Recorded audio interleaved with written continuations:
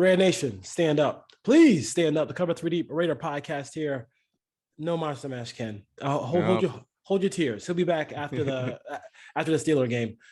Just myself and Sean Oahu Raider. Sean, how you doing today? I like the crisp silver hat there. Thanks. Brett, first time I wore it. Yeah, a green bit and the shirt. Yeah, I got new fit for that. Somebody did a remake of Allegiant Stadium, and you know how Boise State has that orange field, whatever, blue field, whatever. Blue field, yeah, Smurf turf. Yeah. They made it a black field. Ooh, that'd be nice. In Photoshop, that was sick. I was like, that was sick. Almost as I felt kind of sick watching this game. I mean, my goodness, back and forth. But you kind of knew if they were going to beat a playoff caliber team like the Baltimore Ravens, Sean, that it was going to be that way. So, I just want to let's just talk about offense first, and then we'll go to defense later. I think that this is what you saw from Derek and you saw from the offense early was just the fact that there's no preseason. I mean, there is a preseason, but they don't want to play anybody in a preseason. So I think that's part of it. I think he does have a tendency to get jacked up a little bit too much for games. That's been his tendency, and then he'll miss high and stuff like that. What were your thoughts about it? I think it was just once the rust came off, I really felt he did a good job moving the football, stepping up. And how many times did he step up in the pocket and press the line of scrimmage? Something that it's not even that fact that you are you're a threat to run, but you give that when you do that, it gives your receivers more time to get open. And as the game went on, it took a long time to get Waller. They got Waller involved, but it took a long time to get Ruggs and Edwards involved, but they did later on. Yeah, I mean, you kind of hit on a lot of things there. The offense, it started off bad. The preseason thing might be part of it, but like you hit on, Derek kind of always kind of has he's almost like those fighters that when they get beat up a little bit more, then they start fighting better. Carr's he's not a guy that's going to come out completely hot. It seems like the game needs to see more what the defense is doing and adjust and calm down and nerves and anxiety, but it wasn't looking good. It was bad. A combination of drops or bad ball placement, bad touch. We saw that the new center is an issue with snaps. We saw some flags from rookies in the offensive line. It was just messy. And thankfully the Ravens were as injury riddled as they were, because it could have easily been more than 14-0 that we went down. So luckily the offense came back together. Unfortunately, they still can't run the ball effectively. The offensive line looked a little shaky. So our best chance to win a game again pretty much came down to our passing offense. And Derek had to step up down the stretch. He does have that clutch gene when games are close, as we've talked about, as Dwayne talks about probably more than anybody else. But, let him play to spread. Let him play to hurry up. Let him be in the shotgun. Let him be able to look down the field a little bit more. And that's when things started to change. But, the offense overall, I mean, you put up 33 with the aid of overtime and a better defense around you. We'll talk about that later. But there's highs and lows from this win on offense. I think not being able to run the ball is a concern. The offensive line, you're down 2 starters. It's week 2. It's just there's Waller, yeah, you can target him 20 times a game, but he's going to get overworked, overtired. He could get injured. Ruggs, 2 catches, 56 yards. I mean, these are guys that need to come to fruition. However, like you said, Edwards, yeah, he came on late, and Carr, those throws he made to get the field goal before the fourth quarter and what he did in overtime was just top tier stuff from Derek, and he really saved what happened earlier on in the game on the offensive side of the ball. I mean, it took a while. I think they're going to have to maybe what they want to do is run inside zone. The problem is with the inside zone is, I feel like I want to leave Andre James in a room with Steve Wisniewski for a little bit. Just so we could show, I got games on in the background. Sorry. No, all good, man. It was the Mariota play, so I'm trying. It must have been you. Must have been you running my computer.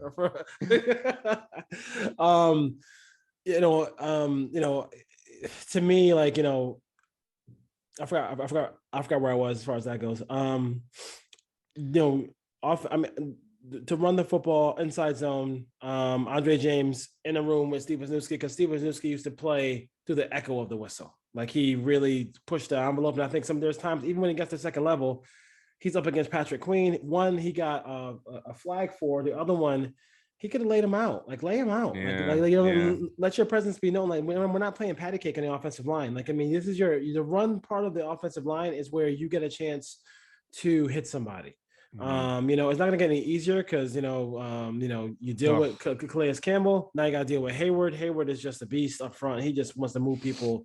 I've seen him move up. I've seen him toss offensive linemen with one hand. So there's gonna be a time where they win, and there's gonna be a time where the offensive line wins. I mean, what Derek does, Derek does a good job of getting rid of the ball because there are some times where it is too bad because like there were definitely some plays there where for the most part, for the passing, the pass blocking was okay. I thought it was okay. Yeah, but I thought Colton was great. I thought Colton was great. He got beat a couple of times, but Colton overall was really good. But I think one thing that really bothers me a little bit still is, they had EPMD had a song. EPMD used to have a song called "Total Chaos Mass Confusion." I feel like this is the same thing I'm seeing from Gruden again. Like. Like have that slow heartbeat at the end of the game. Like I understand that it's a whole lot going on. We thought Edwards scores. The way this sport is now, which I hate about NFL football, is I can't enjoy a score. Right. Like the Edwards, I can't enjoy a score. I have to wait until the extra point, then I go, yes, they scored. It's ridiculous. So after that, all that melee happened, bring the team over. If you got to call a timeout, relax everybody and say, listen, we're 1 yard away. Let's just win this and be done. Like, you know what I mean? Yeah, no, that was the last 15 minutes of that game, we won and lost like 20 times. And that's what made it just so hard to watch. It was just a complete emotional roller coaster. And some of it does come back. I mean, this is the Gruden, in-game management thing that we've kind of questioned on this show a lot is, you don't have a play from the 1 yard line. Like you don't have like the direction to have your team ready and focused in that situation. The short yardage thing is a theme again, right? So, and unfortunately, They did get one. They were one for three. Mariota, right? Again.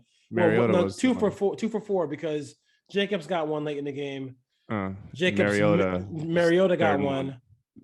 Derek missed on a QB sneak, and then we have a Waller. And then Calais Campbell blew up a play up in the middle with Andre James, and they missed. So they missed a short yardage on that on a drive. So I think they were 2 for 4.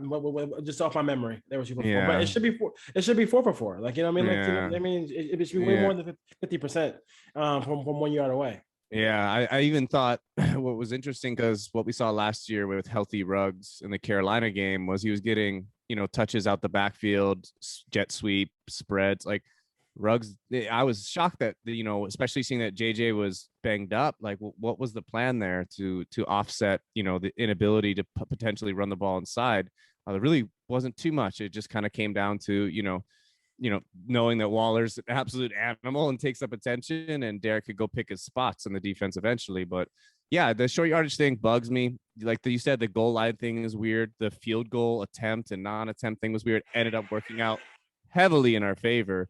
But it sounded like what Gruden said, talking about the Mariota injury, was he said Mariota was going to be a big part of our offense in that game. So we may have seen more there, and they didn't expect that injury. I don't know, but you got Ingold. It was nice to see it, though. I mean, we talked about it forever, though. It was nice. It was nice to see that they're actually going to do something with Mariota. I kept on questioning whether or not they actually were going to do something with Mariota. They actually did it, and the play was. I mean, if that was 3 years ago, it's a touchdown. I mean, But I mean, as soon as he got up, I was like, he's hurt. I know he's hurt. I know. And you knew that was going to be a thing for the whole game. Like there was going to be more on that. More. There's no way you don't come back to that. So that's something we're going to have to live without. I mean, they're saying multiple games or whatever, but it's Yannick looked like he's going to suck up that hammy and play, but Mariota's just, he's just a rash of injuries in his career. So I don't expect, but regardless, hey, like just you have crafty players. Yeah.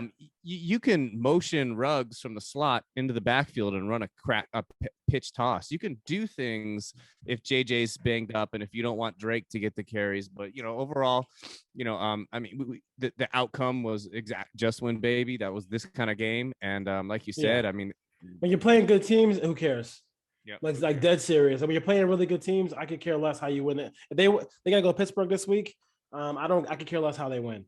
So Same. I am not. I don't know why. I'm not. I don't know what it is about me. I just not a big Josh Jacobs fan.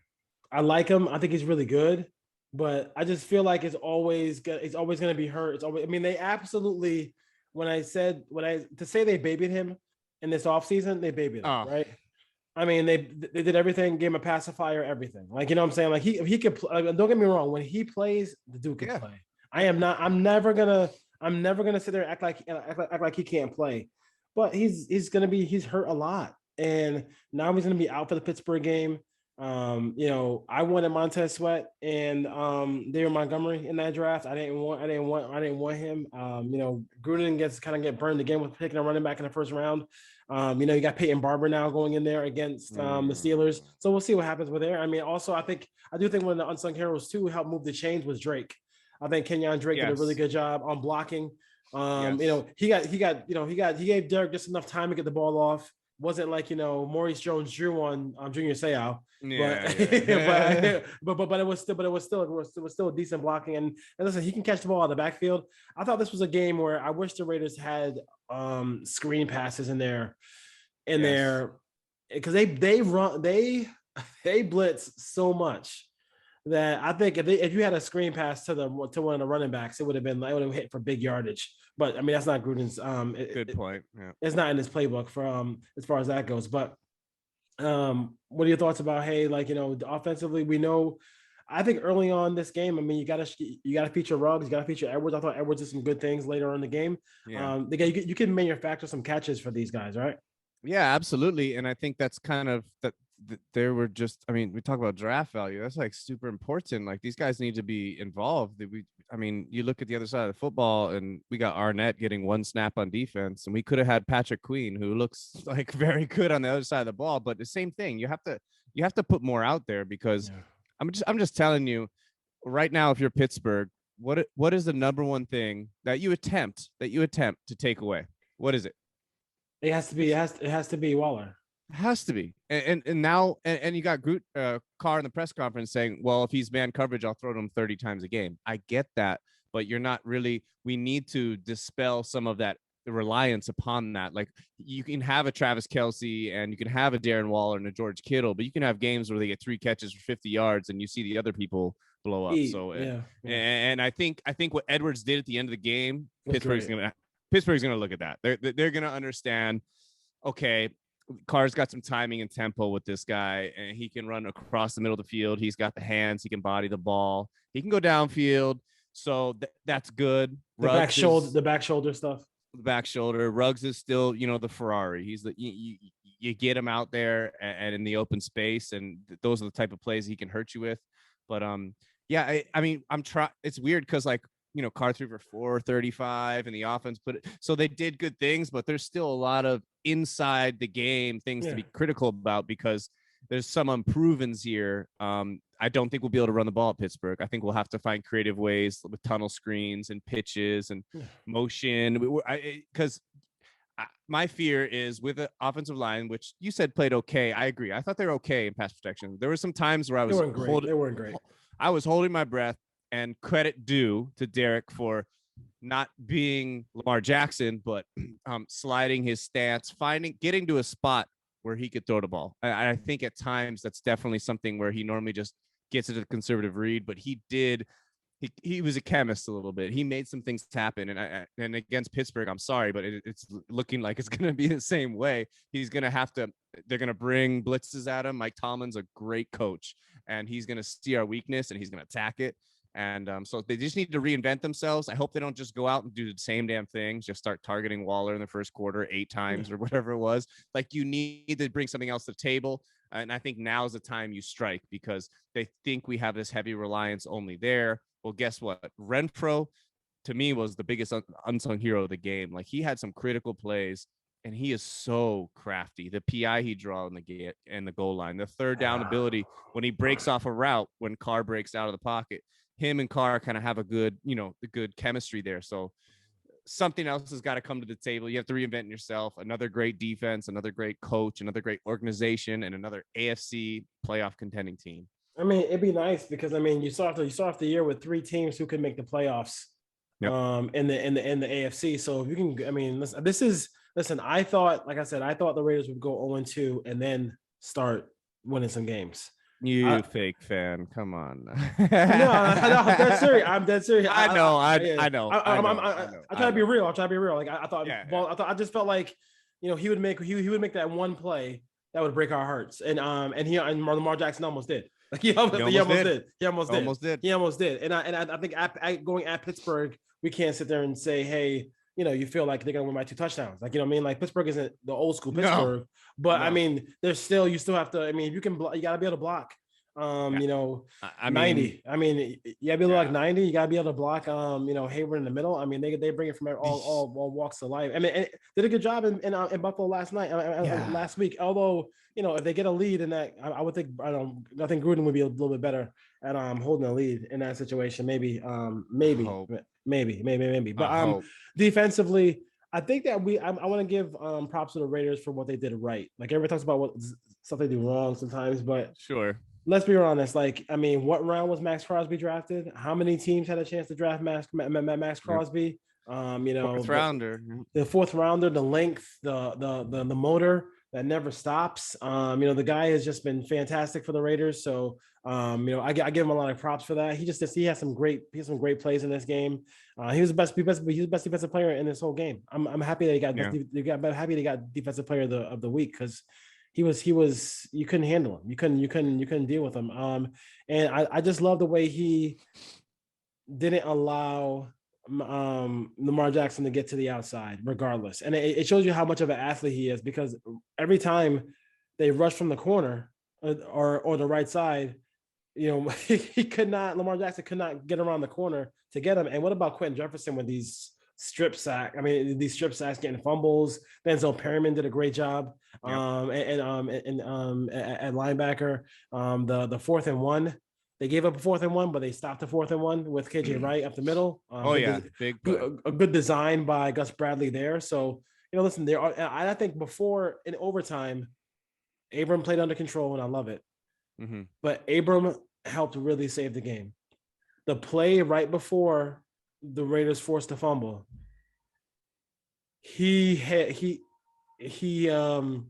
Lamar Jackson hit Mark Andrews for a catch over the middle on a check down.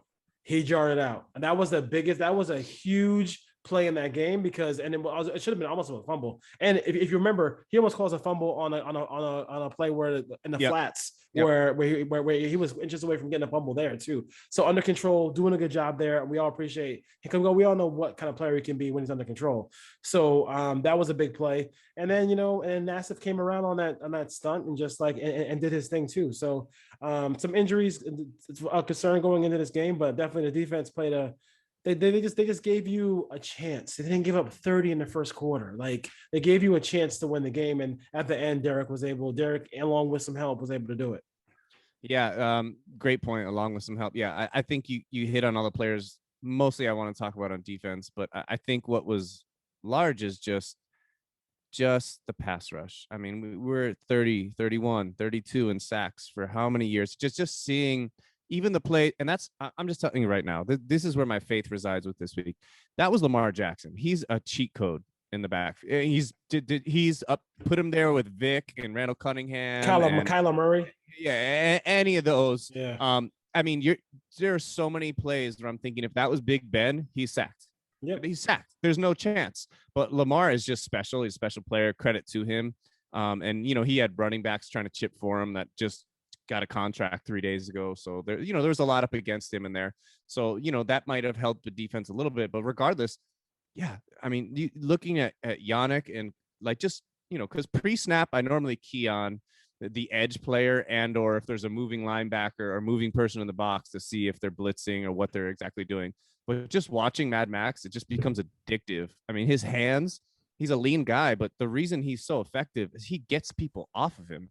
You cannot block him. He strips your hands away, and he's quick and he's fast and he bends, and man, so encouraging to see. Yannick, it's unfortunate. He's got a little bit of a hamstring issue. Looks like he's going to play, but as a whole, like you said, Jefferson, like you said, Nassib, and just giving credit to all the rotation. Solomon Thomas in there was absorbing some blocks in the trenches. And I just thought, like, to me, that allows, Mullen, like a guy like that, like, he gave up 3 catches with 3 targets, but it was nothing that was a travesty or hurt the team. There was a few missed tackles and things, but, KJ Wright and Perriman, I mean, these guys just became Raiders not long ago too. So, and thankfully, because Kwiatkowski and Littleton, they did a little bit here and there, but it was necessary to get KJ Wright and to get Denzel Perryman, who I thought was sensational. Now, Abram, like you said, and it's not even the stat line or the plays that Abram made, but just tell me not, when he made a play or when he did something, that is a different maturity than last year. Oh, yeah. Last year, he's talking shit. He's almost getting flags. Yep. He's pushing the guy on the ground while he gets up. He just kind of like propped himself up and like not even like headbutting his teammates. Like just next calm. play. Next play. Yeah, next play. Yep. So it wasn't, he did have some key plays. I do think there was a couple times he froze, but it's kind of not fair because Lamar is.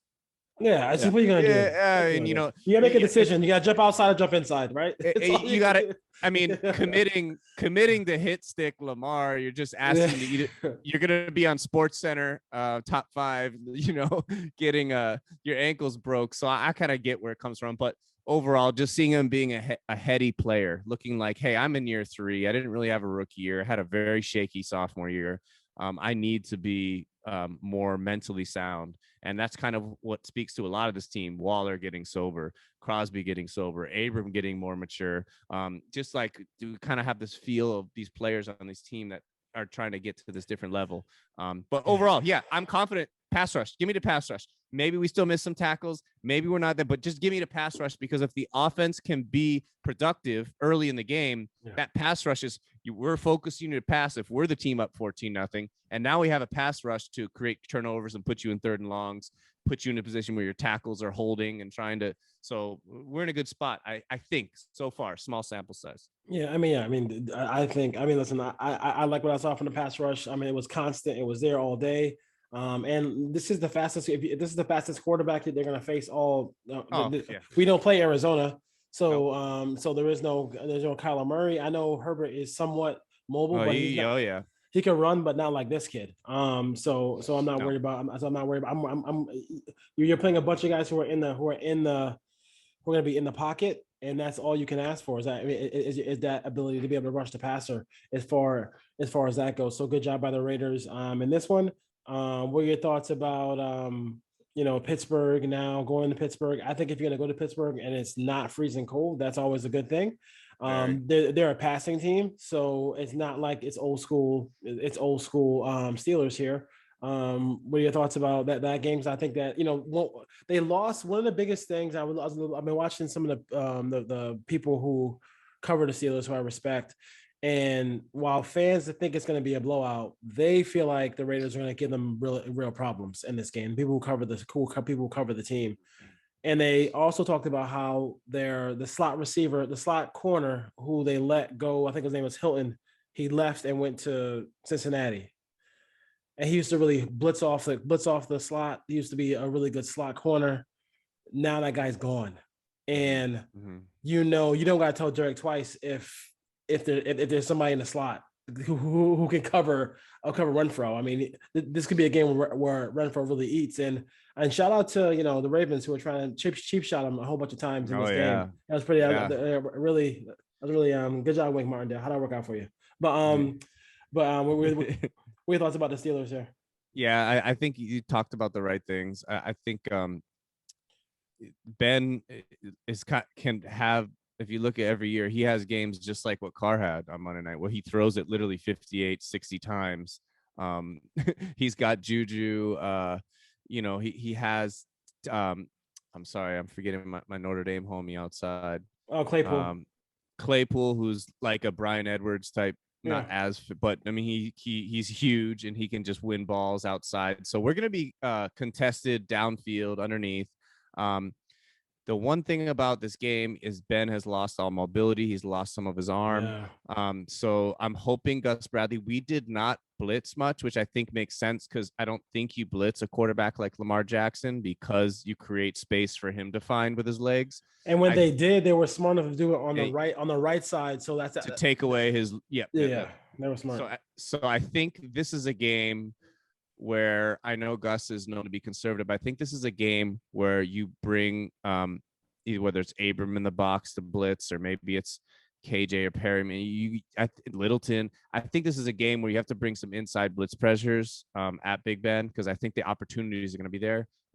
I want Ben playing third and long.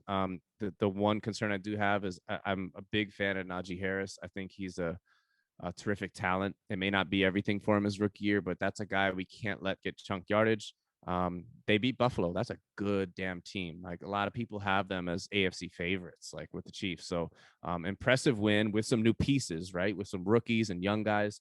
But yeah, I think first and foremost, it's getting after Ben and flustering him.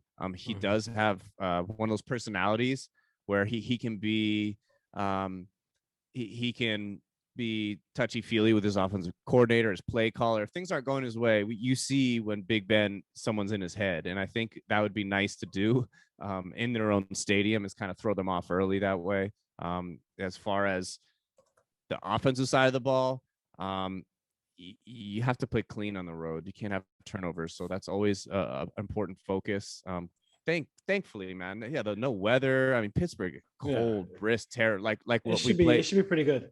Yeah, I mean, I've seen people photo dumping. All the fans that I follow, they're all out there. There's green trees. It's nice weather. There's no, so I mean, I think that plays in our abilities to spread the ball out for Derek. But yeah, and one other thing we didn't talk about, which I think is super important in that game.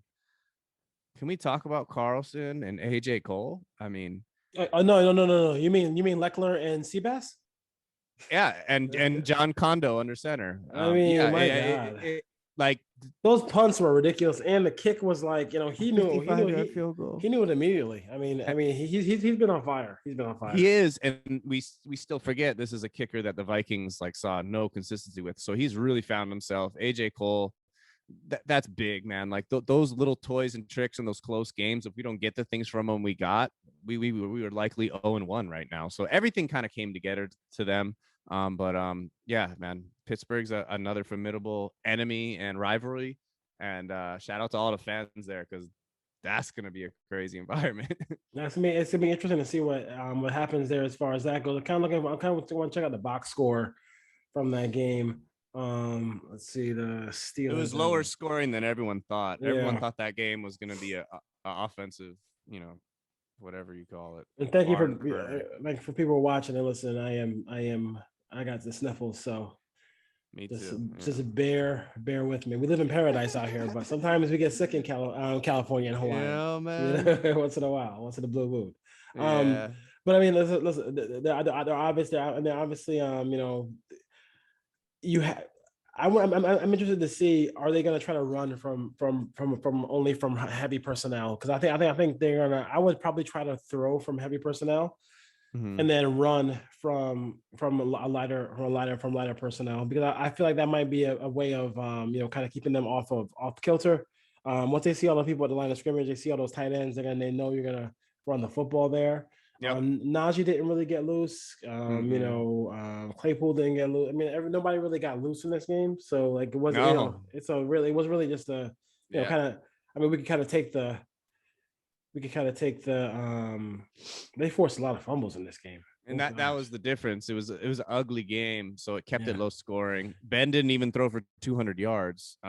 So it wasn't like a prolific offensive performance by them. It was just kind of like winning field position, taking field goals, capitalizing off turnovers. It was not a clean game for either team. Either team came out and did not play clean. So if you're looking at the Raiders, like what they did against the Ravens, I mean, the Steelers know the Ravens well.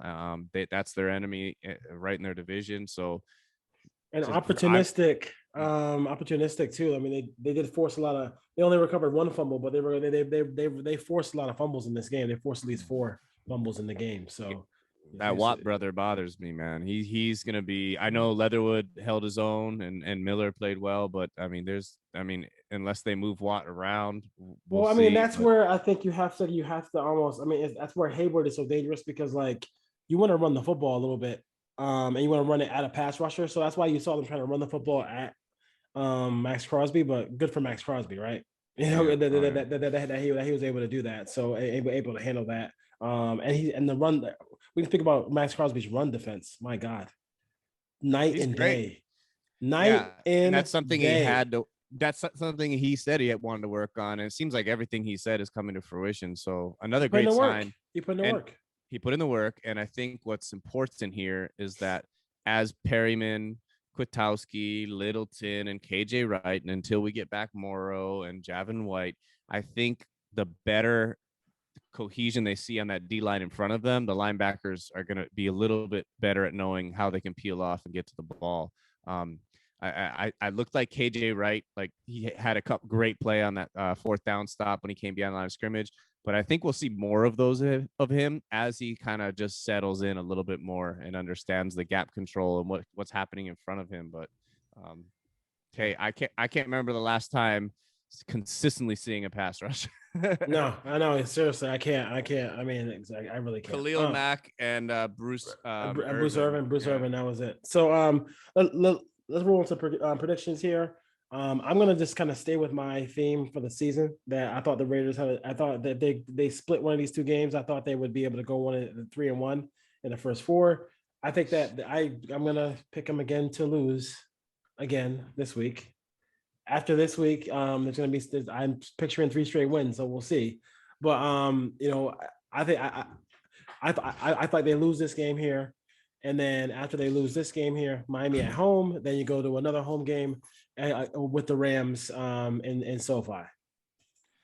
Yeah, tough. I was dead set. No matter what happened, they were going to win their home opener with fans in Vegas. I didn't think it would happen that way. Obviously, I do think they caught a team with injuries and things, and I'm betting on the Raiders this week again because I think they're catching another team that's in a sloppy contradiction of their identity. I think they're looking at the last year Big Ben plays football. I think Tomlin is smart and a crafty coach. I think they survived the sloppy game week 1 against a good team. Absolutely earn it. But I see the offensive line in the Raiders is easily my biggest concern in this game. Everything else, I'm fine. I mean, I'm fine that Josh Jacobs isn't playing. I'm fine with that. I'm just very concerned that if they let Derek get physically thrown around and hit and rattled, that will be in trouble at points in this game. But however, I think Gruden knows, hopefully, and Cable understand the game plan and the type of pass rushers that are in front of them this week and say, okay, we understand I have 2 backup guards playing. We understand we still have a rookie right tackle. We understand, we still have a center who did not play well. So guess what? Our game plan needs to shift and gear to quick passes and doing things pre-snap to minimize that pass rush from playing downhill easily. So I'm taking the Raiders to win. I think they'll win in an ugly fashion.